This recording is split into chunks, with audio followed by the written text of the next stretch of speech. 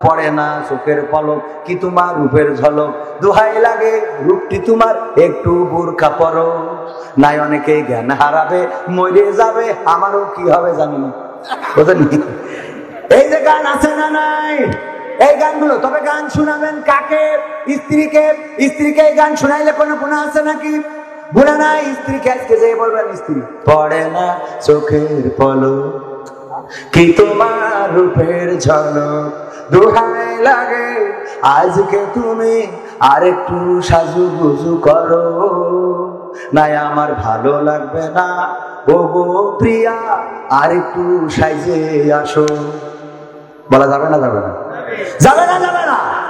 আমি তো এগুলো স্ত্রীকে শোনালে খুশি হবে মানে কি, পরের দিন দেখবেন যে যদি বাড়ি কিছু নাও থাকে, পাড়াতে মুরগি চুরি করে রান্না করে। আমার স্বামী এত সুন্দর গান শোনাইলো। আপনারা তো স্ত্রীর ভালো কথা বলেন না, স্ত্রীদের সাথে ভালো ব্যবহার করেন। স্ত্রীদের নিয়ে আল্লাহ রাসূল সাল্লাল্লাহু আলাইহি ওয়াসাল্লাম দৌড় প্রতিযোগিতা করেছে, প্রায়ই বলে আল্লাহ রাসূল সাল্লাল্লাহু আলাইহি ওয়াসাল্লাম স্ত্রীদের বিনোদন দিতেন। আর আমাদের এখন হয়ে গেছে স্ত্রীদের না, ও অফিসের কলিগ একটা আছে, ওনার উইন আছে, আজকে আপনাকে গুড মর্নিং, অনেক ভালো লাগছে, শুদ্ধ ভাষা আছে না নাই? আবার ওই স্ত্রীও, ও আবার আরেকজনের বউ বলো, ও স্বামীর সাথে ভালো করে কথা কেন কয়, এই শোনো আমি চলে গেলাম অফিসে, তুমি বাকিটা দেখে রেখো। আর অফিসে বলে গুড মর্নিং, কেমন আছেন আপনি? ওরে আমার শুদ্ধ ভাষা আছে না নাই? এইগুলো করে জাহিলিয়াত বাড়ছে না কমছে?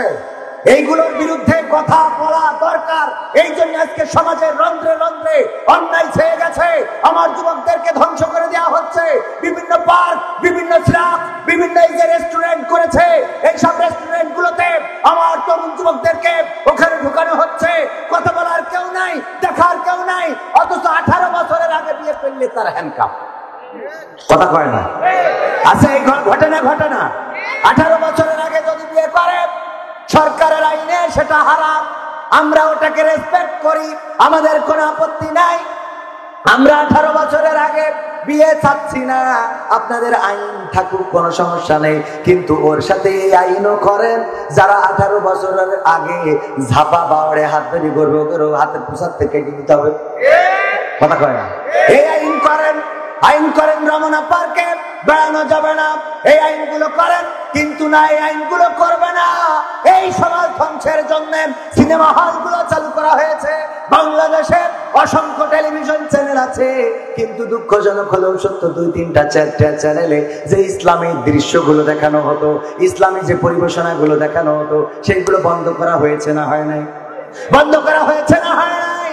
আলেমেরা যারা কথা বলে, কোরআন হাদিসের কথা যারা বলে, উচিত কথা যারা বলে, সেই আলেমেরা এখন আছে নাকি? আছে? আমি চিনি না আছারি, চিনি না আনসারি, চিনি না আমির হামজা, কোরআনের পথে কথা বলে যারা, তারাই আমার কলিজা। আমি চিনি না সাইদি, চিনি না সাইফি, চিনি না আমির হামজা, কোরআনের পথে কথা বলে যারা, তারাই আমার কলিজা। বলো কেমন করে ভুলবো তাদের, যদিও বলো ভুলে যা, বলো কেমন করে ভুলি গো তাদের, যদিও বলো ভুলে যা। আমি চিনি না আছারি, চিনি না আনসারি, চিনি না আমির হামজা, কোরআনের পথে কথা বলে যারা, তারা আমার কলিজা। কেউ আছে দূরে দূর প্রবাসে, কেউ আছে কারাগারে, চলার পথে কত যে স্মৃতি মনে পড়ে বারে বারে, মধুর সুরে বলতো তারা আল কোরআনের কথা, মনে পড়ে হাই বুক ভেঙে যায়, হৃদয়ে চাপা ব্যথা। কেউ আছে দূরে দূর প্রবাসে, কেউ আছে কারাগারে, চলার পথে কত যে স্মৃতি মনে পড়ে বারে বারে, মধুর সুরে বলতো তারা আল কোরআনের কথা, মনে পড়ে হাই বুক ভেঙে যায়, হৃদয়ে চাপা ব্যথা। কবে যে আবার আসবে ফিরে বিজয়ী বীরের বেশে, লাখো কোটি প্রাণ পথ চেয়ে আছে দিনকে ভালোবেসে, কোরআন ভালোবেসে।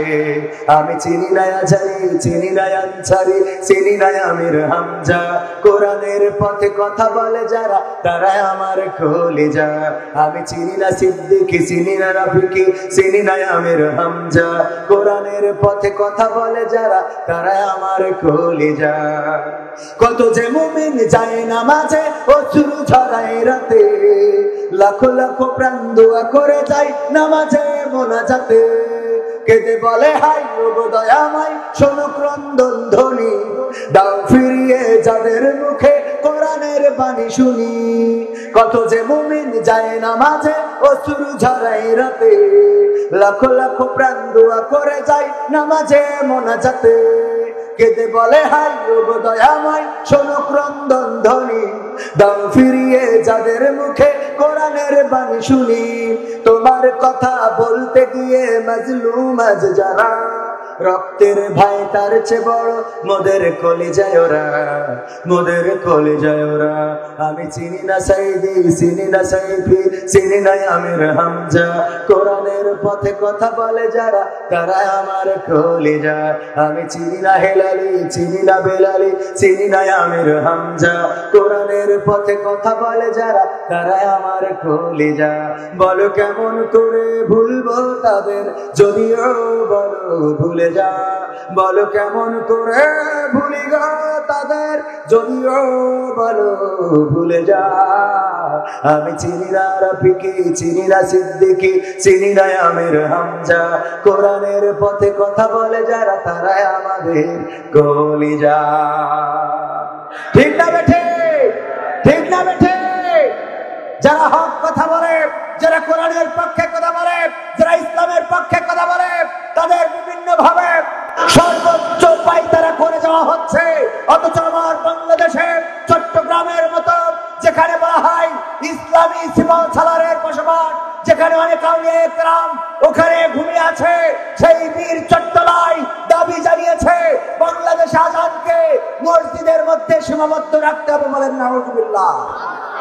এটা বাংলাদেশ, এটা এখনো হিন্দুস্তান হয় নাই, এটা সিকিম নয়, এটা আরাকান নয়, এটা আফগানিস্তান নয়, এটা ইউরোপ নয়, এটা আমেরিকা নয়। এই দেশে যারা আজানের আওয়াজকে বন্ধ করতে চায়, স্পষ্ট করে বলে দিতে চায় বাংলাদেশ থাকবে, আজান থাকবে, শুধু তুমি থাকবা না, তোমার অস্তিত্ব বিলীন হয়ে যাবে। বাংলাদেশে আল্লাহু আকবারের আওয়াজকে কণ্ঠরোধ করতে চায় এমন অনেকেই আছে না নাই? নারায়ে তাকবীরের আওয়াজ, আল্লাহু আকবারের আওয়াজ কি বন্ধ করা যাবে? বীর মুসলমান থাকতে, এই বাংলাদেশের সূর্য পতাকা থাকতে, বাংলাদেশের মানচিত্র থাকতে, বাংলাদেশের সীমানা থাকতে, বাংলাদেশ স্বাধীন থাকতে, অন্তত এই তাওহীদি জনতার দেশে, যেখানে তৃতীয় বৃহত্তম মুসলিম কান্ট্রি, সেখানে আর যাই হোক নারায়ে তাকবীরের আওয়াজকে বন্ধ করা যাবে না। কথা ঠিক আছে তো? কোরআন কায়েম করার জন্য যারাই সামনে আসবে আমরা তাদের সাথে আছি না নাই? আমরা তাদের সাথে আছি। তো কি বলছিলাম, ফেরাউন এই রাস্তা দেখার পরে তার মনের মধ্যে এতটুকু হয় নাই যে এই রাস্তা দিয়ে আমি নেমে যদি বিপদে পড়ি।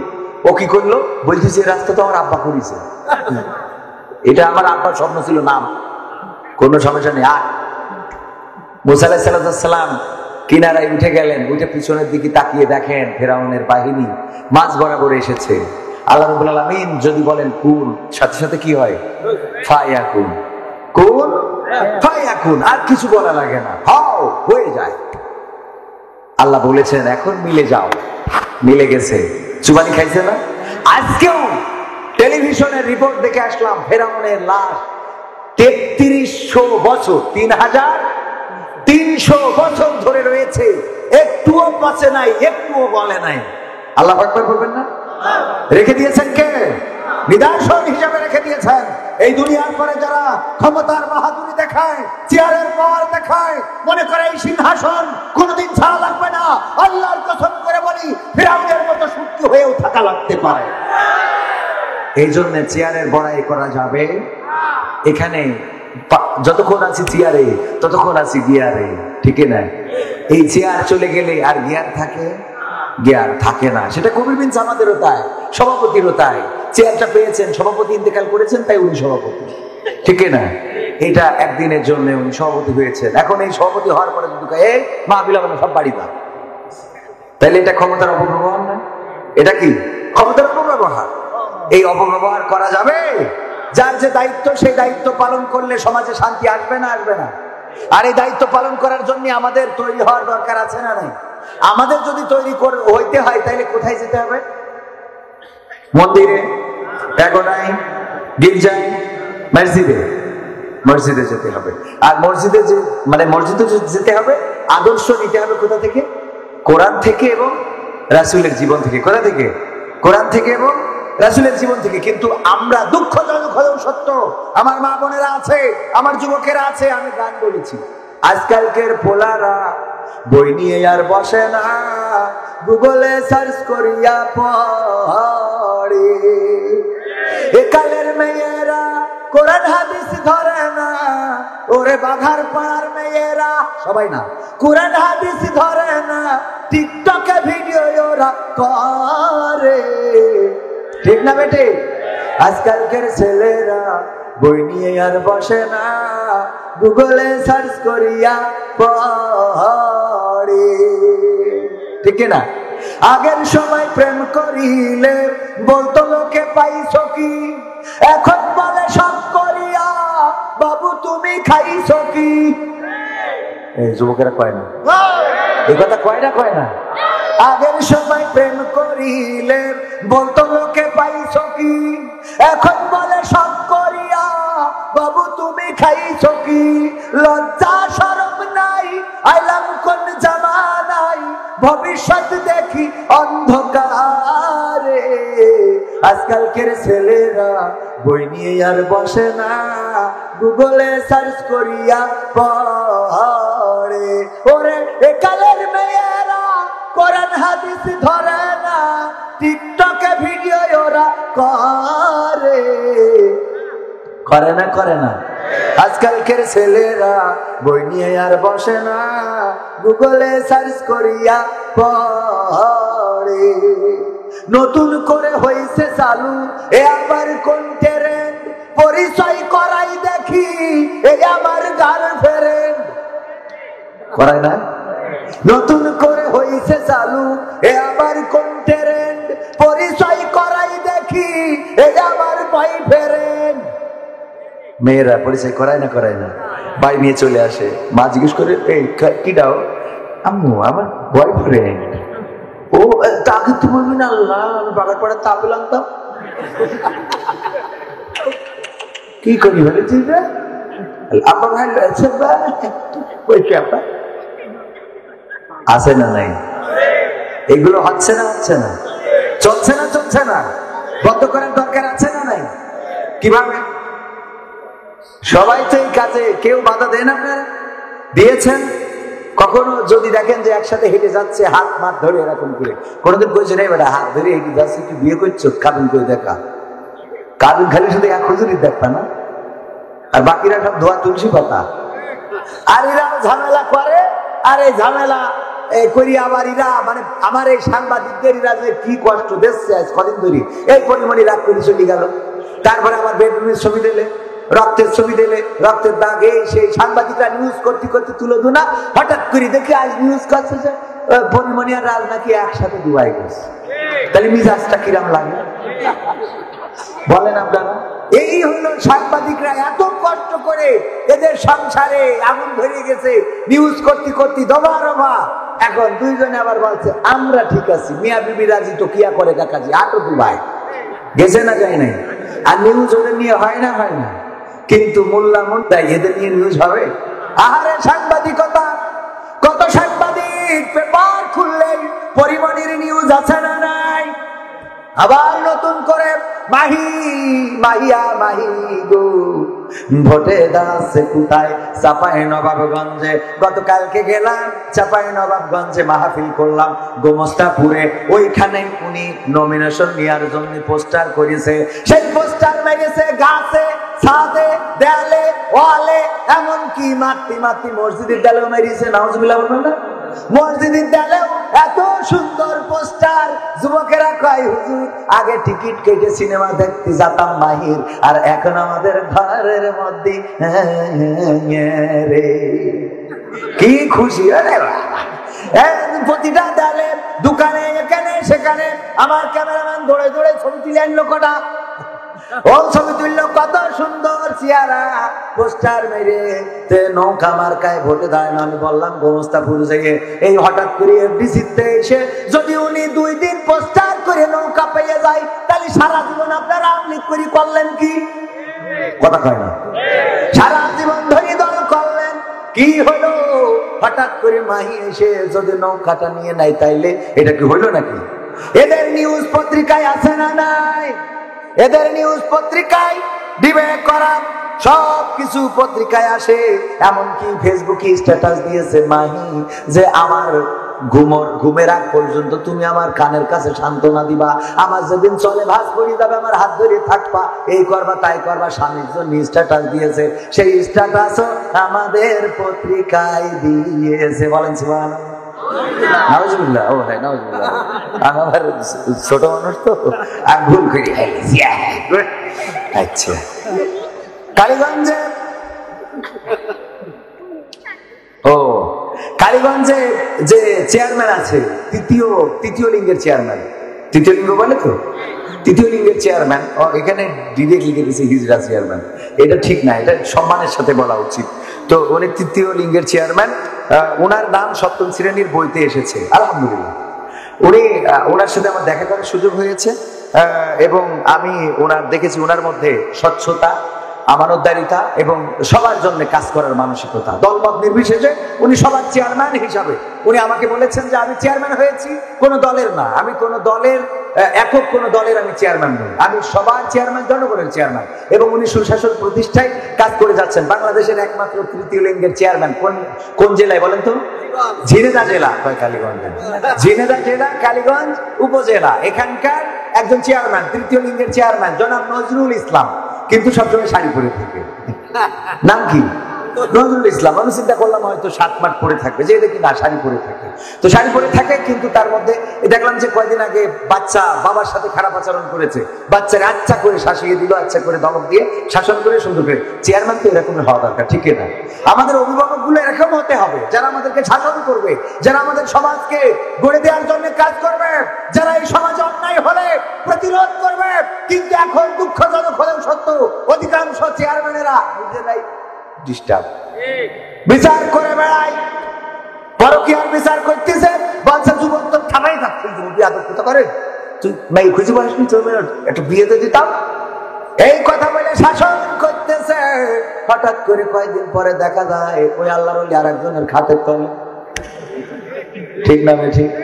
গলা চুরি করেছে, বলতেছে তোর তো ফাঁসি ছাড়া কিছু হবে না। বলছে হ্যাঁ আমার ভুল হয়ে আছে, আমার ভুল হয়ে আছে, ক্ষমা করি দেন। কোন ক্ষমা নেই। তুই কলা চুরি করলি কেন? কলার খান্দি চুরি করেছিস, তোর ফাঁসি হবে, না হলে যাবজ্জীবন। কিন্তু ওই আল্লাহর ওলি বিধবা ভাতার কার্ড শালীর নামে দিয়েছে। জিজ্ঞেস করা হলো শালীর নামে কেন? বলছে আমার শালীর তো স্বামী নেই।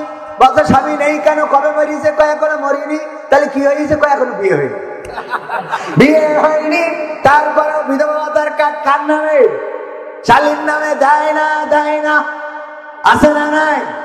আমি চাই বাংলাদেশে কাঁদবে না আর কেউ তো দুঃখে, আমি চাই প্রতিটা মানুষ মিলে মিশে থাকবে সুখে। আমি চাই বাংলাদেশে কাঁদবে না আর কেউ তো দুঃখে, আমি চাই প্রতিটা মানুষ মিলে মিশে থাকবে সুখে। আমি চাই ভিক্ষুক হয়ে ঘুরবে না কেউ কারো দ্বারে, আমি চাই কাটবে না রাত কখনো কারো অনাহারে। আমি চাই ভিক্ষুক হয়ে ঘুরবে না কেউ কারো দ্বারে, আমি চাই কাটবে না রাত কখনো কারো অনাহারে। আমি চাই মাজলুমেরা ফেলবে না আর চোখের পানি, আমি চাই কোটের দ্বারে কাঁদবে না বিচারের বাণী। আমি চাই বাংলাদেশে কাঁদবে না আর কেউ তো দুঃখে, আমি চাই প্রতিটা মানুষ মিলে মিশে থাকবে সুখে। আমি চাই ধর্ষিতা বোন কাঁদবে না আর অন্ধকারে, আমি চাই ধর্ষকেরা ভালো হবে তওবা করে। ঠিক না বেঠে? শীতে কি জমে যাচ্ছেন? হ্যাঁ, গতকালকে চাঁপাইনবাবগঞ্জে, আপনারা শুনে খুশি হবেন, চাঁপাইনবাবগঞ্জে মাহফিলে গেলাম। হঠাৎ করে আমি রেস্টে আছি, বললো যে একজন আসছেন দেখা করবেন, আমাদের এলাকারই পরিচিত। তো আমি গেলাম সেই রুমে, যাওয়ার পরে বলতেছে উনি, আমি যাওয়ার পরে বলতেছে আমি মুসলমান হতে চাই। আমি বললাম আপনি হিন্দু? হ্যাঁ হিন্দু। মুসলমান হতে চান কেন? কোন মেয়ের সাথে প্রেম করেছেন নাকি? তার জন্য কয় না আমি মুসলমান হতে চাই, এরকম কিছু না। কেউ অর্থের লোক দেখা গেছে না, কেউ কি ভয় দেখা গেছে যে মুসলমান না হইলে তোমার কল্লা ফেলে দেওয়া হবে? কয় না, আমি নিজে স্বেচ্ছায় মুসলমান হতে চাই, ইসলাম ধর্ম আমার ভালো লাগে, আমি আপনাদের কথাগুলো শুনেছি, শুনি, আমার ভালো লাগে, আপনাদেরকে দেখি। আমি বললাম আমাকে দেখেছো কখনো? চেনো? বললো মোবাইল দিয়েছি। তো তারপরে সে স্টেজে এসে হাজার হাজার শ্রোতার সামনে কালেমা পড়ে আমার হাতে আলহামদুলিল্লাহ গতকালকে মুসলমান হয়েছে। আলহামদুলিল্লাহ বলবেন। একজন হিন্দু মুসলমান হইল, আর মুসলমান মুসলমান নাই আছে? মুসলমান নাই। একজন হিন্দু আর একজন মুসলমান একই প্রতিষ্ঠানে চাকরি করে। হিন্দু আর ওই মুসলমান চায়ের দোকানে বসে চা মাইতেছে। হঠাৎ করে হিন্দু বলছে, ওই হিন্দু স্যার টিচার বলতেছে, দোস্ত অনেক গবেষণা করে দেখলাম তুইও যা আমিও তা, জাল যাব যা তা যাব তা। বলছে থাবায় দাঁত খুলে দেবো বেয়াদব কোথাকার। ওম শান্তি নমো নমো, তুই হইলো নমো, তোর আগামাগা কাটা নেই। আর তুই বলিস তুইও তো আমিও তা। আমার আব্বা ছোটবেলায় মুসলমান দিতেছে আমার। হ্যাঁ, সেই মুসলমানই তুই সামাল দাবাই করে অনুষ্ঠান করিল, কত মানুষ প্লেট নিয়ে আইলো, ঘড়ি নিয়ে আইলো, এই নিয়ে আইলো, তাই নিয়ে আইলো, এইভাবে মুসলমান হয়েছি। আর তুই আমার বলিস তুইও তো আমিও তা। হিন্দু বলতেছে দোস্ত রাগ করিস রে, আমি গবেষণা করে পাইছি তাই বলেছি। কি গবেষণা? বলতেছে দেখ এখন রমজান মাস, এই রোজার মাস, পর্দা করে এই পর্দার মধ্যে বসে তুইও সামাইতেছিস আমিও সামাইতেছি, তার মানে তুইও রোজা নেই আমিও রোজা নেই, দুইজনে কি সমান। আজান হইলে তুই মসজিদে যাস না আমিও মসজিদে যাই না, তোর অর্থ যত আছে তুই যাকাত দিস নে আমিও যাকাত দিই নে, এমনকি তোর ওষুধের সাথে লেনদেন আছে আর আমার ওষুধের সাথে লেনদেন আছে। হ্যাঁ, তারপরে আরো যত কাজ আছে, একই স্কুলে একই বেতনে চাকরি করি, তুই যে স্কুলের টিচার আমিও সেই স্কুলের টিচার, তুই যা বেতন পাস আমিও তাই বেতন পাই। এমনকি আমরা সমকালেই বিয়ে করেছি, সব দিক থেকে ভেবে চিনতে দেখলাম আমি আর তুই সমান, শুধুমাত্র এক জায়গা ছাড়া যে তোরটা কাটা আর আমারটা আকাটা, এই ছাড়া আর কোনো আমি খুঁজে পালাম।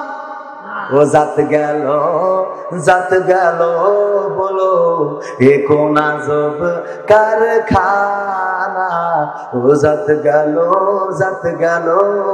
বলো।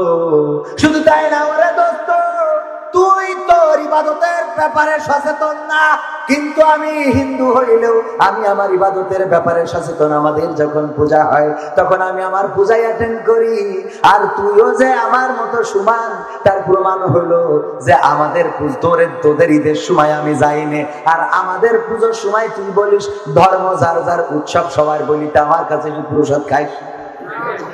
আছে না নাই?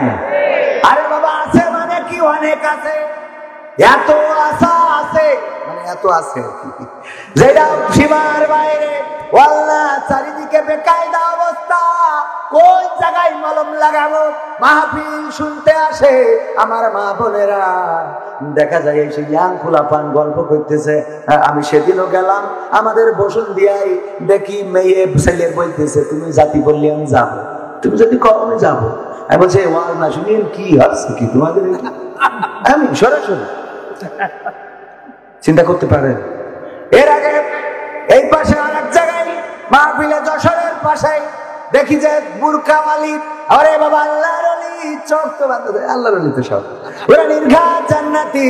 এই নির্ঘাত জান্নাতি গুলো আসে ফোন করে বলে যাবো, বলো বাদাম কিনে দিবা, বাদাম যদি না কিনে দাও তাহলে তোমার সাথে কাটা কাটি রে। এইবার এসে বলে বাদাম তো দেবো, শাশুড়িরও দুবা। এইবার মার বলে মা তুমি বসো,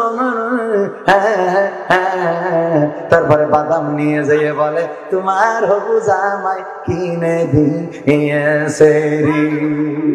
সত্য না মিথ্যা? এই যুবকরা সাক্ষী দিতে হবে, সত্য না মিথ্যা? এই ঘটনাগুলো ঘটছে, কোথায় কলম লাগাবো? মাহফিল করতে সেই সমস্যা, অনেকে আছে মাহফিল শুনতে আসে না। আমি প্রায় জায়গায় উদাহরণ দিয়ে বলি, মাহফিল শুনতে এসে তো ওদের পাকাপাকি হয়ে গেছে। বলছে আজকে ওয়াজ সাক্ষী, তাফসীর মাহফিল সাক্ষী, হুজুর সাক্ষী, তুই কথা দে আমার সাইডে কোনোদিন যাবি না। বলছে দিলাম কথা। এই কথা দেওয়ার পরে বলছে আমার ছেলে, বলছে আমার একটা দাবি, সেটা হলো তুমি কালকে থেকে বুরকা পরবা। বলছে কেন? তোমার যে চেহারা অন্যরা আবার চয়েস করে ফেলতে পারে, তুমি যদি বুরকা না পরো তাইলে আমি তোমার না। এবার বাড়িতে বলছে আম্মা আমার বুরকা বানাই দিবা। আম্মা তো ওরে খুশি, কবির সমাজের আমার দাবাদ দে কেন? কারণ ওই হুজুর ওয়াজ করার পরে আমার মেয়ে পর্দা হয়েছে। সুবহানাল্লাহ, খুশি, ওরে খুশি। এই হুজুরের আবার দাওয়াত দাও। কত সুন্দর হুজুর ওয়াজ করেছে, ওয়া করনা ফি বুয়ুতিকুন্না ওয়ালা তাবাররাজনা তাবাররুজাল জাহিলিয়াতিল উলা। কথাকার আল্লাহ রাব্বুল আলামিন বললেন, ও নারীরা পর্দার মধ্যে থাকো, জাহিলি যুগের মেয়েদের মতো সেজে গুজে নিজেদেরকে প্রদর্শন করে বেড়ায়ও না। আর আমার মা বোনেরা এত সাজা সাজে যে আলকাতরা বেগম হয়ে যায় পরিমণি। বলেন সুবহানাল্লাহ, নাউজুবিল্লাহ।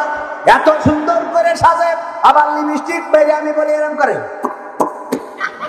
আয়নার সামনে লিপস্টিক কায়দা করে মাখায় নিয়ে আবার আব্বা ডাকতে পারে না, ঠোঁটের সাথে ঠোঁট লেগে যায়। আব্বা মানে আব্বা ড্যাডি ড্যাডি রাখছিস কে তুই, মানে ঠোঁটের সাথে লেগে গেলে লিপস্টিক সৌন্দর্য নষ্ট হয়ে যাবে।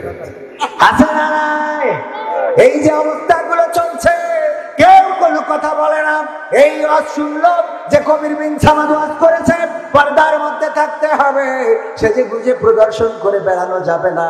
কিন্তু আমি ওয়াজ করলাম, এই ওয়াজ তো শুনেইনি। ওখানে তো টাঙ্কি মেরে বেড়াচ্ছিল ওই বাজারে, যে তুমি আমার এইটা কিনে দাও, এটা কিনে দাও, এটা দাও, এটা দাও। ওখান থেকে টাঙ্কি মেরে ওদের বনাবনি হয়ে গেছে। তারপরে কথা হয়েছে যে পর্দা করে বুরকা পরে থাকবা, তা না হলে অন্য কেউ তোমার হায়াত করে নিতে পারে। কারণ ওই যে পড়ে না চোখের পলক কি তোমার রূপের ঝলক, দোহাই লাগে রূপটি তোমার একটু বুরকা পরো, নাই অনেকে জ্ঞান হারাবে মরে যাবে, আমারও কি হবে জানি না। এই যে গান আছে না নাই, এই গানগুলো, তবে গান শোনাবেন কাকে? স্ত্রীকে। স্ত্রীকে এই গান শোনাইলে কোনো গুনাহ আছে নাকি? গুনাহ নাই। স্ত্রীকে আজকে যে বলবেন স্ত্রী পড়ে না চোখের পলক কি তোমার রূপের ঝলক, দোহাই লাগে আজকে তুমি আরেকটু সাজুগুজু করো, নাই আমার ভালো লাগবে না ও গো প্রিয়া, আরেকটু সাইজে আসো। বলা যাবে না? যাবে না, যাবে না, যাবে না। আমি তো এগুলো স্ত্রীকে শোনালে খুশি হবে মানে কি, পরের দিন দেখবেন যে যদি বাড়ি কিছু নাও থাকে পাড়াতে মুরগি চুরি করে নিলাম না, আমার স্বামী এত সুন্দর গান শুনাইলো। আপনারা তো স্ত্রীর ভালো কথা বলেন না, স্ত্রীদের সাথে ভালো ব্যবহার করেন। স্ত্রীদের নিয়ে আল্লাহ রাসূল সাল্লাল্লাহু আলাইহি ওয়াসাল্লাম দৌড় প্রতিযোগিতা করেছেন, প্রায়ই বলি। আল্লাহ রাসূল সাল্লাল্লাহু আলাইহি ওয়াসাল্লাম স্ত্রীদের বিনোদন দিতেন। আর আমাদের এখন হয়ে গেছে স্ত্রীদের না, ও অফিসের কলিগ একটা আছে, ওনার বিনোদন। আজকে আপনাকে গুড মর্নিং, অনেক ভালো লাগছে, শুদ্ধ ভাষা আছে না নাই?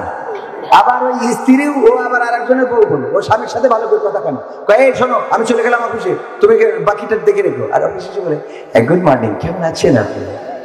ওরে আমার শুদ্ধ ভাষা আছে না নাই? এইগুলো করে জাহিলিয়াত বাড়ছে না কমছে? এইগুলোর বিরুদ্ধে কথা বলা দরকার। এই জন্য আজকে সমাজের রন্ধ্রে রন্ধ্রে অন্যায় ছেয়ে গেছে। আমার যুবকদেরকে ধ্বংস করে দেওয়া হচ্ছে। বিভিন্ন পার্ক, বিভিন্ন স্ল্যাব, বিভিন্ন এই যে রেস্টুরেন্ট করেছে, এইসব রেস্টুরেন্ট গুলোতে আমার তরুণ যুবকদেরকে ওখানে ঢুকানো হচ্ছে। কথা বলার কেউ নাই, দেখার কেউ নাই, অথচ 18 বছরের আগে বিয়ে করলে তার হ্যান্ডকাপ। কথা কয় না? আচ্ছা, এই ঘটনা 18 বছরের আগে যদি বিয়ে করে সরকারের আইনে সেটা হারাম, আমরা ওটাকে রেসপেক্ট করি, আমাদের কোনো আপত্তি নাই।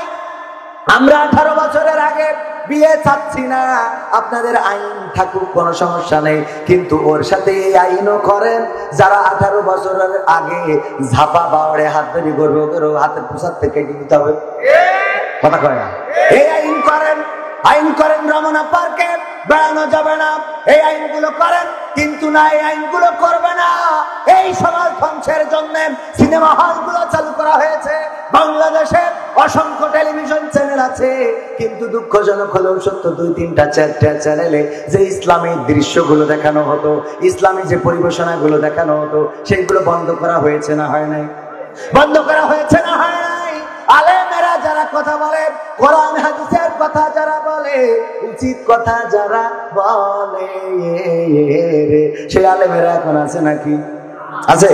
আমি চিনি না আচারি, চিনি না আনসারি, চিনি না আমির হামজা, কোরআনের পথে কথা বলে যারা তারাই আমার কলিজা। আমি চিনি না সাইদি, চিনি না সাইফি, চিনি না আমির হামজা, কোরআনের পথে কথা বলে যারা তারাই আমার কলিজা। বলো কেমন করে ভুলবো তাদের, যদিও বলো ভুলে যা। বলো কেমন করে ভুলি গো তাদের, যদিও বলো ভুলে যা। আমি চিনি না আচারি, চিনি না আনসারি, চিনি না আমির হামজা, কোরআনের পথে কথা বলে যারা তারা আমার কলিজা।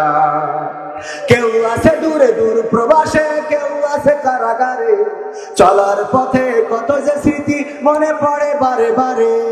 মধুর সুরে বলতো তারা আল কোরআনের কথা, মনে পড়ে হাই বুক ভেঙে যায়, হৃদয়ে চাপা ব্যথা।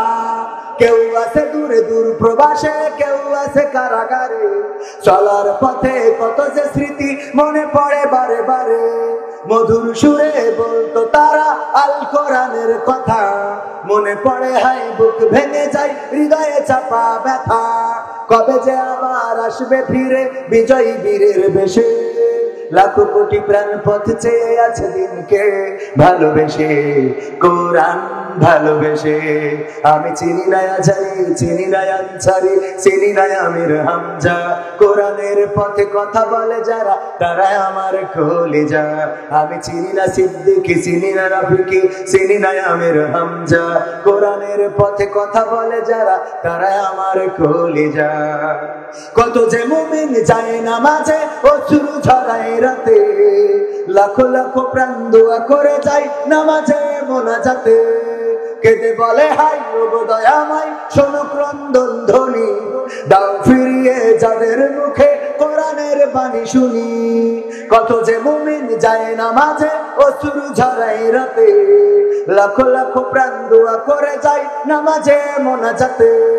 কেঁদে বলে হাই ওগো দয়াময়, শোনো ক্রন্দন ধ্বনি, দাও ফিরিয়ে যাদের মুখে কোরআনের বাণী শুনি। তোমার কথা বলতে গিয়ে মাজলুম আজ যারা, রক্তের ভাই তার চেয়ে বড় মোদের কলিজায় ওরা, মোদের কলিজায় ওরা। আমি চিনি না সাইদি, চিনি না সাইফি, চিনি না আমির হামজা, কোরআনের পথে কথা বলে যারা তারা আমার কলিজা।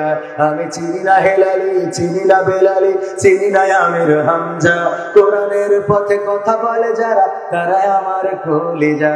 বলো কেমন করে ভুলবো তাদের, যদিও বলো ভুলে যা। বলো কেমন করে ভুলি গো তাদের, যদিও বলো ভুলে যা। আমি চিনি না রাফিকি, চিনি না সিদ্দিকি, চিনি না আমির হামজা, কোরআনের পথে কথা বলে যারা তারা আমাদের কলিজা। ঠিক না বেঠে? ঠিক না বেঠে?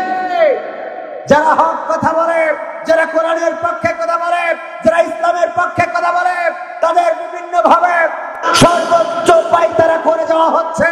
অথচ আমার বাংলাদেশে চট্টগ্রামের মতো যেখানে বলা হয় ইসলামী সিপাহ সালারের বসবাস, যেখানে অনেক আউলিয়া কেরাম ওখানে ঘুমিয়ে আছে, সেই বীর চট্টলায় দাবি জানিয়েছে বাংলাদেশ আজানকে মসজিদের মধ্যে সীমাবদ্ধ রাখতে হবে। বলেন নাউজুবিল্লাহ।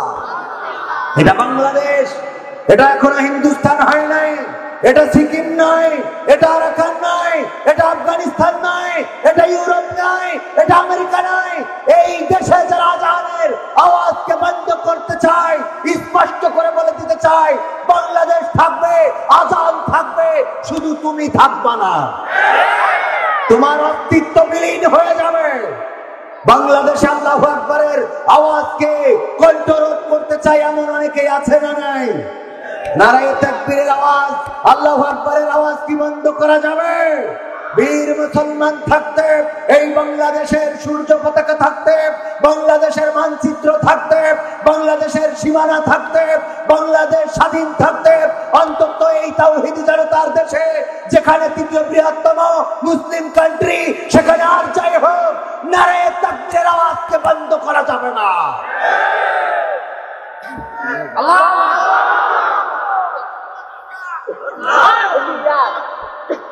আর দিয়ে না, আপনারা যে কি করবেন বোঝা হয়ে গেছে। হ্যাঁ, বলছে যে তোর জীবনে সাহসী ঘটনা কি? বলছে স্যার একবার সুন্দরবনে গেছিলাম, তারপরে বলছে সুন্দরবনে যেয়ে দেখি রয়্যাল বেঙ্গল টাইগার। কি রয়্যাল বেঙ্গল টাইগার? তারপরে আমি আস্তে আস্তে করে গেলাম, তারপর যে পিছন থেকে পেঁচাপ করে ল্যাস কেটে নিয়ে চলে আসছি। এইটা হলো জীবনের সাহসী ঘটনা। স্যার বলতেছে যে তুই এই রয়্যাল বেঙ্গল টাইগারের পিছন থেকে ল্যাস কাটলি কেন? বলছে ল্যাস হোক যা হোক, রয়্যাল বেঙ্গল টাইগার তো এইটার সাইড দেখানি করে তার ল্যাস কেটে নিয়ে আসা। তা বলছে মাথা বাদ তুই ল্যাস কাটলি কেন? বলছে মাথা কিটা আগের থেকে কেটে নিয়ে গেছে। মাথাকে আগের থেকে। ও আমার সাহসী ভাইরা, আমি প্রথমেই কোরআনের একটা আয়াত তেলাওয়াত করেছি, ওয়াইযা কুরিয়াল কুরআনু ফাসতামিউ লাহু ওয়া আনসিতু লাআল্লাকুম তুরহামুন।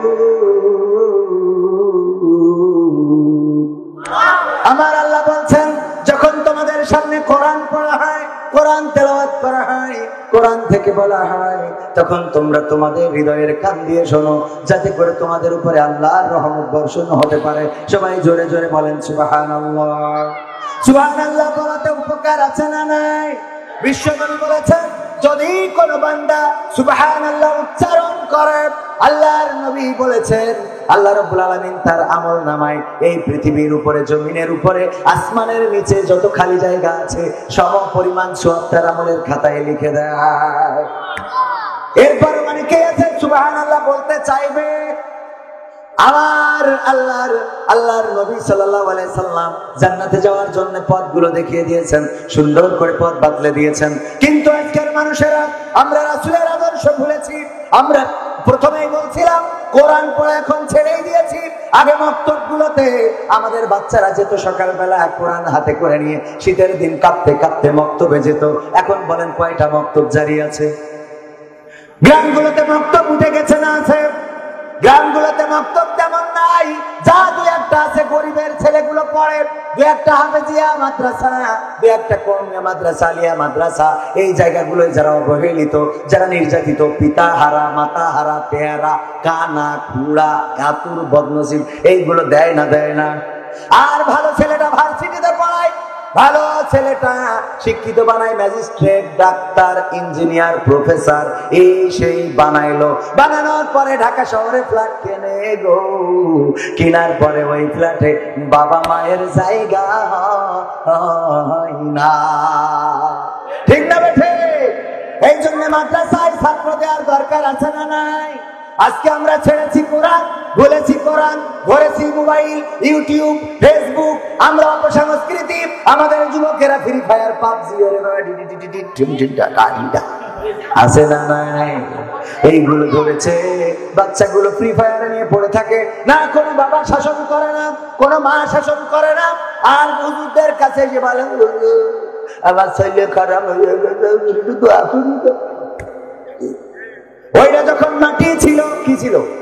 মাটি ছিল। তখন আপনি যা ইচ্ছা তাই বানাইতে সবাই জানেন। উদাহরণ, যখন কুমার মাটি বানায়, কাদাটা নরম থাকে না, শক্ত। এটা যদি কলস বানাইতে চাই হবে না। এটা যদি ভার বানাইতে চাই হবে না।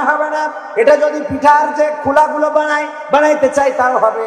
এটা দিয়ে যদি আর অন্য কিছু বানাইতে চাই, যা ইচ্ছা যা বানাইতে চাইবে, উল্লুক ভাল্লুক, ঘোড়া, বান্দর, ভেড়া, যা মনে চায় কুমাররা বানাইতে পারে না। কিন্তু এই মাটিটা যখন শুকিয়ে যায়, একটা ভার বানানোর পরে, এখন যদি সকল হুজুরদের, আল্লামা সাইদিরও কারাগারের তেইনে যদি বলে দোয়া করে ভাড়ারে কলসি বানাই দেন, সম্ভব? এই ভাড়টা কি কলসি বানানো সম্ভব না। আপনি চিন্তা করছেন আপনার সন্তান বড় হলে ঠিক হয়ে যাবে? আল্লাহর কসম করে বলি, যেই সন্তান ছোটবেলায় ঠিক করতে পারলেন না, ওই সন্তান ভার হয়ে গেল, ওটা কলস হবে ওটা আর কলস হবে না, ওটা কলস হওয়া সম্ভব নয়। এই জন্য সন্তানদেরকে মাদ্রাসায় পড়ানোর দরকার আছে না নাই? মাদ্রাসায় পড়াবেন কেন? কোরআন জানার জন্য, কোরআন বুঝার জন্য, কোরআন মানার জন্য। ও আমার ভাইয়েরা, অনেকেই মারা যায়, মারা যাওয়ার পরে জানাজার জন্য ইমাম সাহেবকে খুঁজে বেড়ানো লাগে না লাগে না? এখানে মারা যাবেন না, কে কে হাত উঁচু করেন? মারা যাবেন না একজন, সবাই মরে যাবে? একটু বড় নিষ্ঠুরীরা, হ্যাঁ সবাই মরে যাবে, সবাই আমিও মারা যাব, পৃথিবীতে কেউ থাকতে পারবো না। আল্লাহ রাব্বুল আলামিন আমাদের সময়টা বেঁধে দিয়েছেন। 2024 সাল আসলো, 31st নাইটে আমার যুবকেরা, কিশোরেরা, তরুণেরা সুন্দর করে মিউজিক লাইট করে, তারপরে ডিজাইনে ধুমধামাক্কা ধুমধামাক্কা বাজায়ে 31st নাইট উদযাপন করেছে। বলেন সুবহানাল্লাহ, নাউজুবিল্লাহ। এই নাউজুবিল্লাহ বলা শিখে গেছেন, এটা ভালো।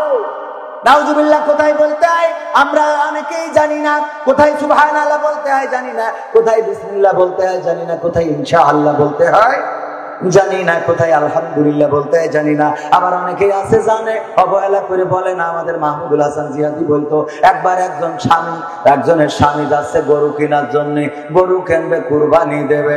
গরু কিনতে যখন যাচ্ছে, বউ বলছে, বউ দোয়া করি, যাচ্ছি। বলছে ওইরকম বলতে হয় না, বলে ইনশাল্লাহ যাচ্ছি, গরু কিনে নিয়ে আসবো। বলছে টাকা পকেটে, এত ইনশাল্লাহ কইতে হবে কেন? কলি হয়ে গেল, টাকা আছে পকেটে, এত ইনশাল্লাহ বলার কি আছে?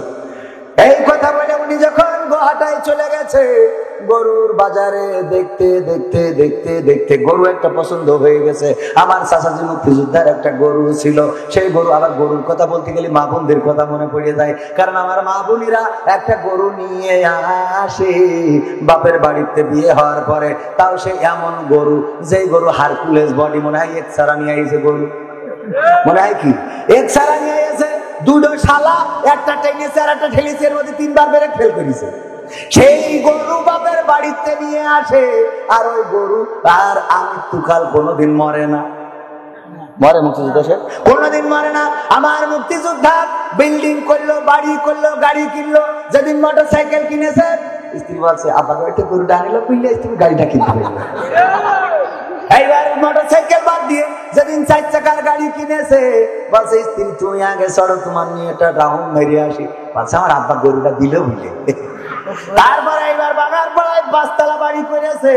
ওই বাড়ি উদ্বোধনের দিন বলছে, ম্যাডাম চলো, আমি মুক্তিযোদ্ধা মানুষ, দেশের জন্য কত অবদান রাখিছি, আর তোমার জন্য বুড়ো খালে 5 তলা একটা বাড়ি করলাম বাগার পাড়ায়, এই ফ্ল্যাটে তুমি থাকবা, আর ওই ভাড়াগুলো নিচেতে তুলবা, 5 তলায় মজা করে পান খাবা, এরকম করে শেষপা সুপুরিয়ার খাবা, আমি থাকি আর না থাকি, চলো আজকে ফিতেটা কেটে উদ্বোধন করে দেবা। বলছে আব্বা গাই গরুটা দিল বিলে। ওইটাও কার বদলতে? ও গরু জীবনে মরি। গরু কিনতে গেছে, কুরবানির গরু, বাজারে দেখতে দেখতে গরু পছন্দ হয়ে গেছে। হাজী সাহেবের একটা গরু ছিল, পছন্দ হয়ে যাওয়ার পরে দরদাম ঠিক করা হয়ে গেছে, টাকা দেবে, পকেটে হাত দিয়ে দেখে কই টাকা, কই টাকা, টাকা তো নেই, পকেট মায়ের ঝেড়ে দিয়েছে। মুক্তিযোদ্ধা বলছে যে সে টাকা কই দেন, টাকা দেন, আপনি তো দাঁত দিয়েছেন, মুখটা একেবারে মনে আছে কুত্তায় মুতে দিয়েছে। স্ত্রী বলছে কি খবর, গরু কই? বলছে ইনশাল্লাহ গরু পছন্দ হয়ে গেছিল। বলছে তারপর? বলছে ইনশাল্লাহ গরু দাঁতদামা ঠিক হয়ে গেছিল। বলছে তারপরে? বলছে ইনশাল্লাহ গরু টাকাও দেওয়ার জন্য আমি রেডি হয়ে গেছিলাম। তারপর? বলছে ইনশাল্লাহ পকেটে হাতও দিয়েছিলাম। তারপর? বলছে ইনশাল্লাহ দেখি পকেট নিয়ে এসছে। বলছে এখন এত ইনশাল্লাহ বলছে আপনার জন্য? বলছে আমি ইনশাল্লাহ খবর তোর বাপের, তোর সমস্যা এর জন্য আমি ইনশাল্লাহ বলবো, তোর সমস্যা আছে বোঝেননি? ইনশাল্লাহ বলে যখন বিপদে পড়ে, রোগ হয়েছে, সারা জীবন হুজুর দেখতে পারে না, মাদ্রাসা চলতে দিতে চায় না, মাদ্রাসায় ছেলে দিতে চায় না, মসজিদে আজান দিতে চায় না, বলে আজানটা মসজিদের মধ্যে সীমাবদ্ধ রাখতে হবে, এই আজান যেন বাইরে না যায়। এই কথাগুলো বলার পরে আবার যখন অসুস্থ হয়, তখন বলে হুজুরের একটু ডেকে নিয়ে আসো, আমার একটু গাডা ঝাড়াই দাও, আর একটু পানিটা পড়িয়ে নাও, আর হুজুরের হাতে 500টা 1000টা টাকা দিয়ে বলো আমার জন্য যেন দোয়া করে। সারা জীবন তুমি হুজুরের কাঠি মানলে গোরে, আর এখন তোমার অসুখ করিয়েছে, এর জন্য হুজুর ডেকে দোয়া নোয়া কেন? কথা কয় না? নাই না, নাই না। বিপদে পড়লে হুজুরের দরকার আছে না নাই? আর বিপদ মুক্ত হয়ে গেলে ওরা মনে করে ওরাই সব জানে, ওরাই সব করে, ওরাই সব কিছু। কিন্তু যতই জানো, যতই যা করো, ওই উল্টো পাল্টা কাজ হয়ে যাবে। যেমনি ভাবে ওই যে মোনাজাত করতে দিলি এক জায়গায় তার এক জায়গায় ফিরিয়ে দেয়, জান্নাতের জায়গায় জাহান্নামে মেরিয়ে দেয়। কথা কয় না? আছে না নাই? আর কোরআন তেলাওয়াত করতে দিলে শয়তান তো পদত্যাগ করে, কয় আমি আর বাংলাদেশে থাকবো। তবে এত খারাপ তেলাওয়াত আমি তো জীবনে শুনিনি। শয়তানই দুঃখ পায় যে এত খারাপ তেলাওয়াত, এ করছে কি? শয়তানের দুঃখ হয়তো না, আমি যেই করি। আছে না নাই? নিজেরা করতে গেলে উল্টো পাল্টা হয় না, হয় না। এই জন্য মাঝে মাঝে বলে ফেলে ঈদুল আজহার জানাজা হবে রে। ঈদুল আজহার জানাজার নামাজ আগামীকাল 9টায়। আমি চিন্তা করলাম মরিয়েছে কি হবে বেঁচে থেকে, অযথা বিদ্যা শিখে যদি না গড়তে পারি শোষণবিহীন সমাজটাকে। কি হবে বেঁচে থেকে, কি হবে ছাত্র শেষে চুমু খেয়ে সনদ খানা, যদি হয় বিদ্যালয়টা পরিমণিদের আড্ডা খানা। কি হবে ছাত্র শেষে চুমু খেয়ে সনদ খানা, যদি হয় বিদ্যালয়টা বুবলিদের আড্ডা খানা। এর চেয়ে মরাই ভালো, দেশ ছেড়ে যাওয়াই ভালো। এর চেয়ে মরাই ভালো, দেশ ছেড়ে যাওয়াই ভালো। কি হবে ধোঁকা দিয়ে বিবেকটাকে, কি হবে বেঁচে থেকে অযথা বিদ্যা শিখে যদি না গড়তে পারি শোষণবিহীন সমাজটাকে। কি হবে বেঁচে থেকে, কি হবে যুবক নামের বোঝা হয়ে এই ধরাতে, যেখানে মা বোনেরা ধর্ষিতা হয় দিনে রাতে। কি হবে যুবক নামের বোঝা হয়ে এই ধরাতে, যেখানে মা বোনেরা ধর্ষিতা হয় দিনে রাতে। যৌবনের সার্থকতা ঘুচিবে সকল ব্যথা, যৌবনের সার্থকতা ঘুচিবে সকল ব্যথা। পারো যদি বলি দিতে মানুষ রূপী পশুটাকে, পারো যদি বলি দিতে মানুষ রূপী পশুটাকে। কি হবে বেঁচে থেকে অযথা বিদ্যা শিখে যদি না গড়তে পারি শোষণবিহীন সমাজটাকে। কি হবে বেঁচে থেকে, কি হবে লেখালেখি কলমবাজির ওই মহড়া, সমাজের আসল চিত্র যদি না যাই তুলে ধরা। কি হবে টিভি চ্যানেল সাংবাদিকের এই ক্যামেরা, সমাজের আসল চিত্র যদি না যাই ভিডিও করা।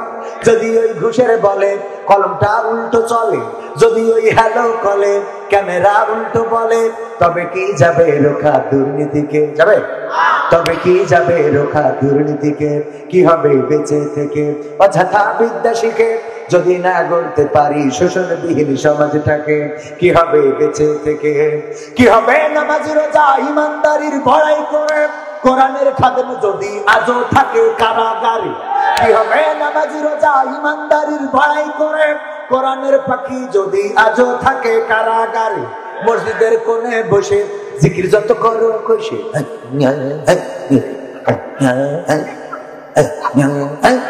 আছে না নাই? কত রকম জিকির উঠেছে, খুদাই জিকির, পুরোই জিকির, আছে না নাই? আবার নতুন ফিতনা চালু হয়েছে, খুব করে চলতেছে, বলতেছে আমার মরণ কালে ঢোলবাসি বাজায়ো সাদের ভাইও, আমার মরণ কালে ঢোলবাসি বাজায়ো। নাউজুবিল্লাহ বলবেন না? মরণ কালে কি ঢোলবাসি বাজানো যাবে? মরণ কালে ঢোলবাসি বাজানো যাবে না। আগে গানটা শেষ করে আসি নাকি, তারপরে আজ করি। হ্যাঁ আমার ভাইরা কি বলছিলাম, কি হবে নামাজি রোজা ইমানদারির বড়াই করে, কোরআনের খাদেম যদি আজও থাকে কারাগারে। মসজিদের কোণে বসে জিকির যত করো কষি, মসজিদের কোণে বসে তসবিহ যত টানো ঠেসে, এভাবে যায় না পাওয়া আল্লাহকে। যায় এভাবে যায় না পাওয়া আল্লাহকে। কি হবে বেঁচে থেকে অযথা বিদ্যা শিখে যদি না গড়তে পারি শোষণবিহীন সমাজটাকে। কি হবে বেঁচে থেকে, কি হবে আলেম হয়ে ইমাম সেজে মসজিদেতে, পারো যদি সত্য কথা উচ্চ স্বরে না বলিতে। কি হবে আলেম হয়ে ইমাম সেজে সমাজেতে, পারো যদি সত্য কথা উচ্চ স্বরে না বলিতে। চাকরি ভাই করো যদি ছেড়ে দাও ইমামতি, চাকরি ভাই করো যদি ছেড়ে দাও ইমামতি। কি হবে ধোঁকা দিয়ে আল্লাহকে, ঠিক না বেটে? কি হবে ধোকা দিয়ে আল্লাহকে, কি হবে বেঁচে থেকে অযথা বিদ্যা শিখে যদি না গড়তে পারি শোষণবিহীন সমাজটাকে, কি হবে বেঁচে থেকে? কি হবে নেতা হয়ে জনবলে ঘাট ফুলিয়ে দড়া টানা গরম দেখে যদি থাকো ঘরে শুয়ে? কি হবে নেতা হয়ে জনবলে ঘাট ফুলিয়ে দড়া টানা গরম দেখে যদি থাকো ঘরে শুয়ে? এর চেয়ে সেজে গুজে ভিলেনের সঠিক পদে, এর চেয়ে সেজে গুজে ভিলেনের সঠিক পদে দিয়ে দাও অভিনয়ে জীবনটাকে, দিয়ে দাও অভিনয়ে জীবনটাকে, কি হবে বেঁচে থেকে অযথা বিদ্যা শিখে যদি না গড়তে পারি শোষণবিহীন সমাজটাকে, কি হবে বেঁচে থেকে? কি হবে আকাশ ছোঁয়া বিলাসবহুল বাড়ি গাড়ি না খেয়ে কত মানুষ পরপারে দিচ্ছে পাড়ি? কি হবে আকাশ ছোঁয়া বিলাসবহুল বাড়ি গাড়ি না খেয়ে কত মানুষ পরপারে দিচ্ছে পাড়ি? আজরাইল আসবে যবে মাটিতেই পড়ে রবে, আজরাইল আসবে যবে মাটিতেই পড়ে রবে, কোনো কাজে লাগবে না ওই প্রাসাদটাকে, লাগবে কোন কাজে লাগবে না ওই প্রাসাদটাকে, কি হবে বেঁচে থেকে অযথা বিদ্যা শিখে যদি না গড়তে পারি শোষণবিহীন সমাজটাকে, কি হবে বেঁচে থেকে? আর এক কলি আমি যোগ করেছি, এতক্ষণ গাইলাম আইনুদ্দিন আল আজাদ ভাই রহমাতুল্লাহের গান। আর এক কলি আমি যেটা সংযুক্ত করেছি সেটা হলো, কি হবে বিশ্ব নবীর উম্মত বলে দাবি করে আর্জেন্টিনা গেঞ্জি পরো দাড়ি টুপি বাতিল করে? কি হবে বিশ্ব নবীর উম্মত বলে দাবি করে ব্রাজিলের গেঞ্জি পরো দাড়ি টুপি বাতিল করে? স্বাধীন বাংলার আকাশে ভিনদেশি পতাকা ভাসে, স্বাধীন বাংলার আকাশে ভিনদেশি পতাকা ভাসে, বাঙালিরা তো আবেগ করতে আসে। আবেগ আছে না নাই? কেমন আবেগ? আমি বলে থাকি পতাকা বানিয়েছে 4 মাইল লম্বা। কয় মাইল? সবাই বলেন কয় মাইল? 4 মাইল লম্বা পতাকা বানালো, বানায় টেলিভিশনে নিউজ হয়ে গেল। কিন্তু দুঃখজনক হইলেও সত্য যে উনার বাবার লুঙ্গি ছিঁড়ানো বেরোয় যায়, বাবার লুঙ্গি কিনে দেয় না। পতাকা বানাইছে কয় মাইল লম্বা? 100 হাত লম্বা পতাকা বানাইছে না বানাই নাই? 100 হাত 306 গ্রাম লম্বা ইতিহাসের সবচেয়ে বড় পতাকা আমার বাংলাদেশের মানুষ বানাইলো।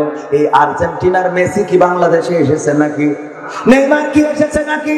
অথচ আমার রাসূলকে ভালোবেসে দাড়ি রাখার মতো যুবক পাওয়া যায়, দাড়ি রাখে না, মাথায় টুপি দেয় না, লজ্জা করে আছে না নাই?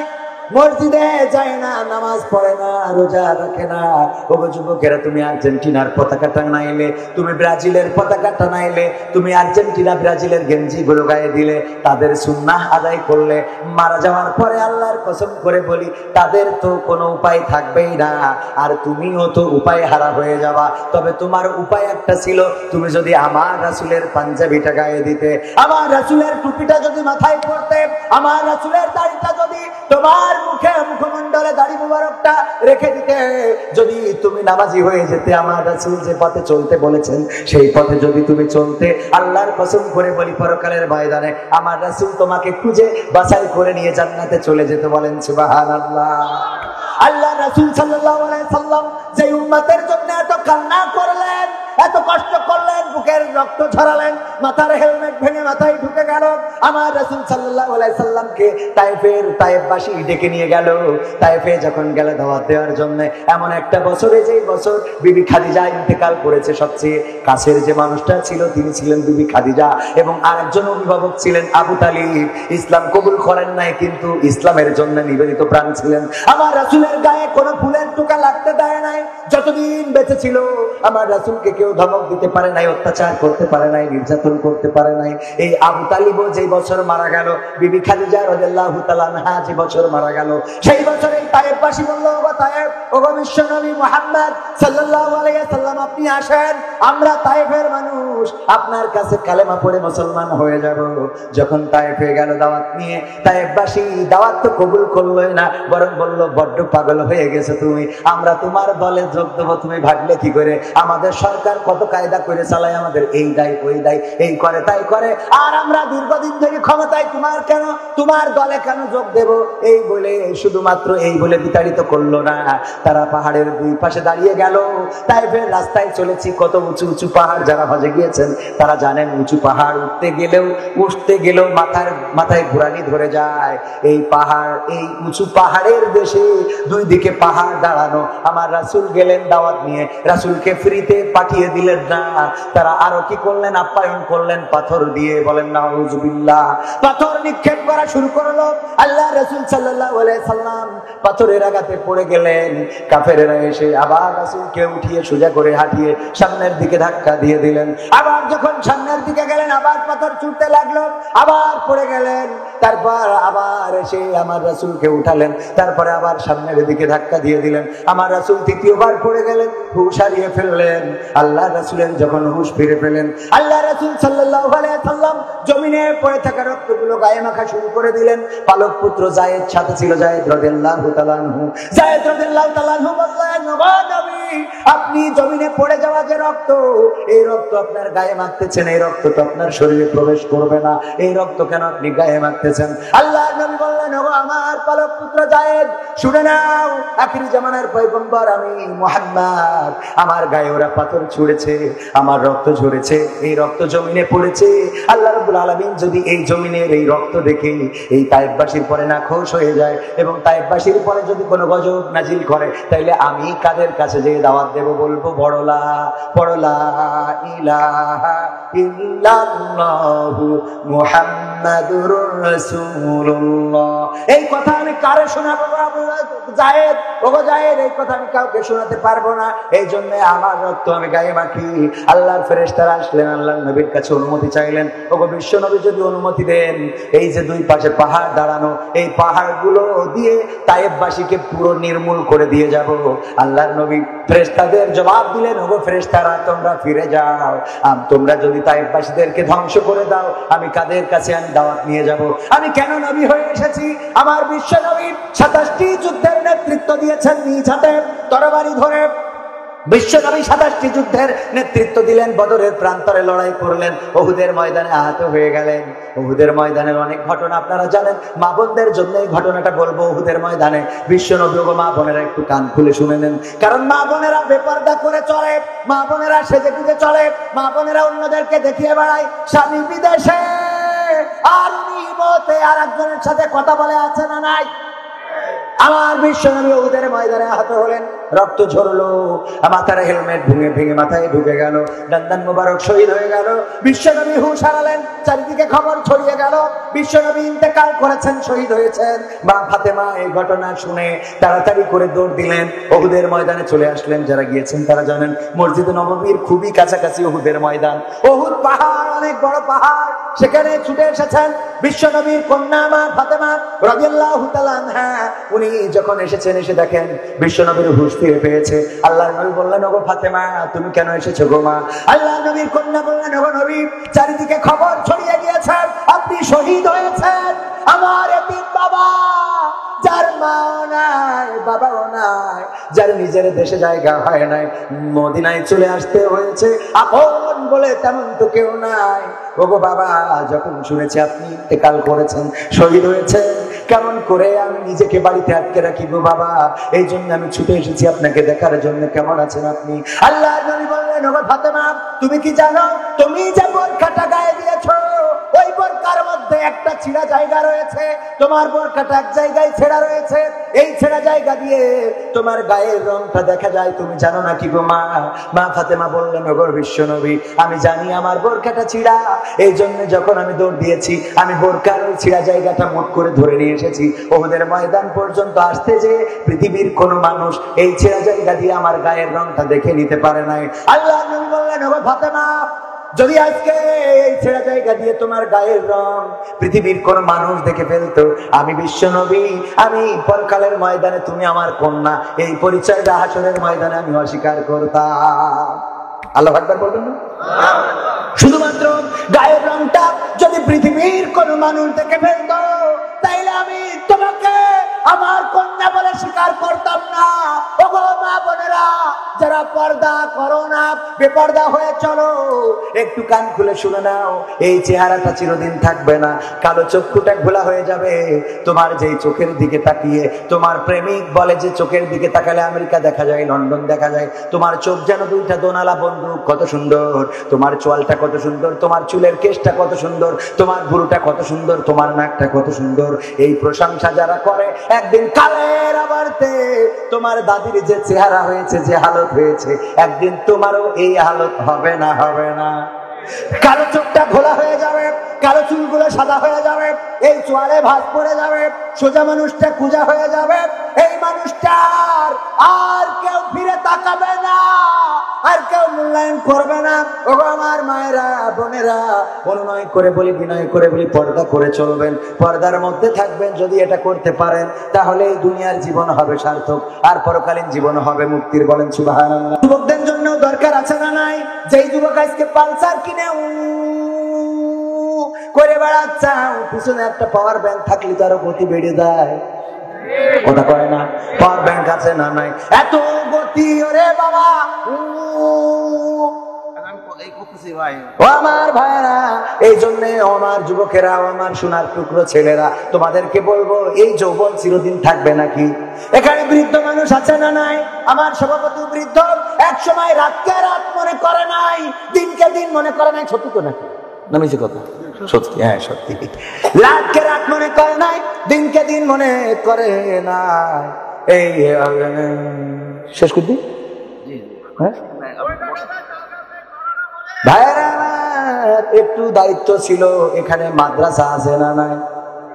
এই মাদ্রাসার জন্য একটু কষ্ট করতে হবে। কি করতে হবে? কষ্ট করতে হবে। কি কষ্ট? কষ্টটা হলো, পবিত্র কোরআন কয়টা পারা আছে? 30টা। এই 30টা পারার জন্য, 30টা পারার সম্মানে অন্তত ন্যূনতম 300 কোটি টাকা একটা কোরআন কিনতে লাগে। আপনারা 30 জন ব্যক্তি ন্যূনতম 300 কোটি টাকা দেবেন কোরআন কেনার জন্য এই মাদ্রাসায়। আমি মুসাফির মানুষ, যুবক মানুষ, আমার এলেম নেই, আমল তো আরো ঘাটতি ধার করে আনা লাগে।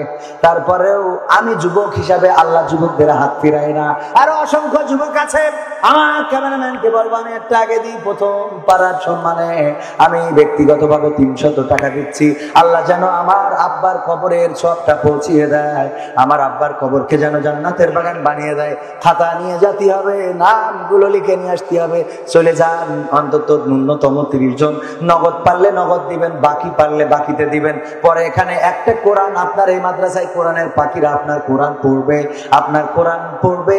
আপনি যতদিন আপনি এই কোরআন পড়া হবে, ততদিন আপনি সওয়াব পাবেন। শুধু তাই নয়, আপনার কোরআন পড়ে যে হাফেজেরা হাফেজ হয়ে যাবে, তারা আবার হাফেজে কোরআন তৈরি করবে।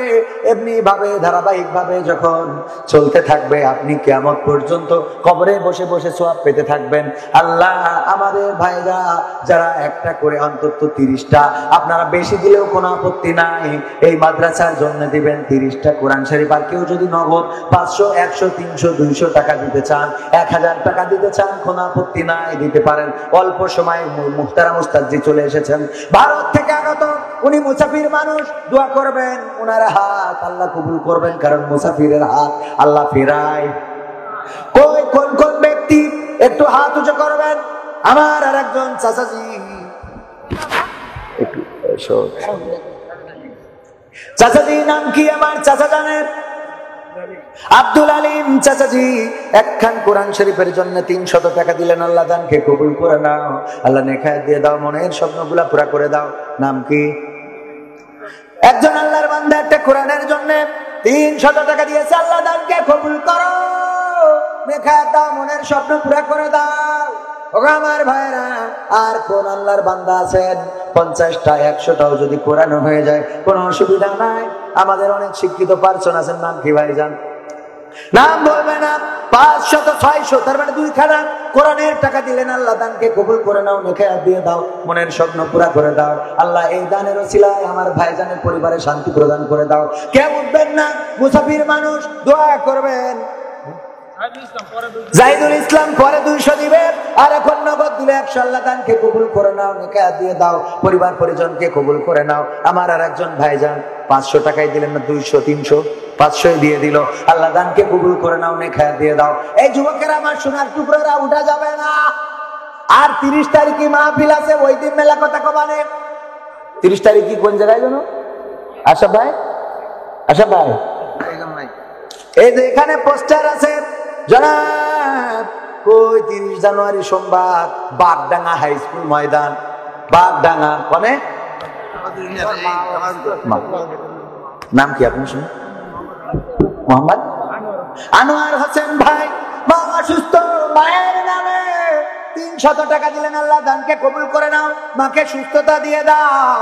ও আমার ভাইয়েরা, মা যদি বেঁচে থাকতো একটা শাড়ি কিনতে গেলে 500 টাকা লাগতো, বাবা যদি বেঁচে থাকতো একটা লুঙ্গি কিনতে গেলে 500 টাকা লাগতো। এই জন্য কোরআনের মাদ্রাসায় যদি 500 200 300 400 টাকা দিতে পারেন ভাইয়েরা আমার, আল্লাহ চাইলে কবরে আপনার পিতামাতার সওয়াব বর্ষণ করে দিবেন। এই মাহফিলের প্রধান বক্তা থাকবে হযরত মাওলানা আসলাম উদ্দিন ঢাকা, এবং আমি থাকবো দ্বিতীয় বক্তা জনাব কবির বিন সামাদ, আর আমাদের চেয়ারম্যান সাহেব থাকবে জনাব আব্দুর রউফ মোল্লা সাহেব। এছাড়া আরো অন্যান্য অতিথি।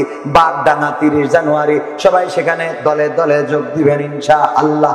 আল্লাহ কবুল করুক। আমি এসে লাইন করতে করতে টাইম শেষ হয়ে যায়, এইগুলো ঝামেলা, ছোট মানুষ তো লাইন করে উঠতে পারিনি। আর একজন আল্লাহর বান্দা, নাম কি ভাইজান?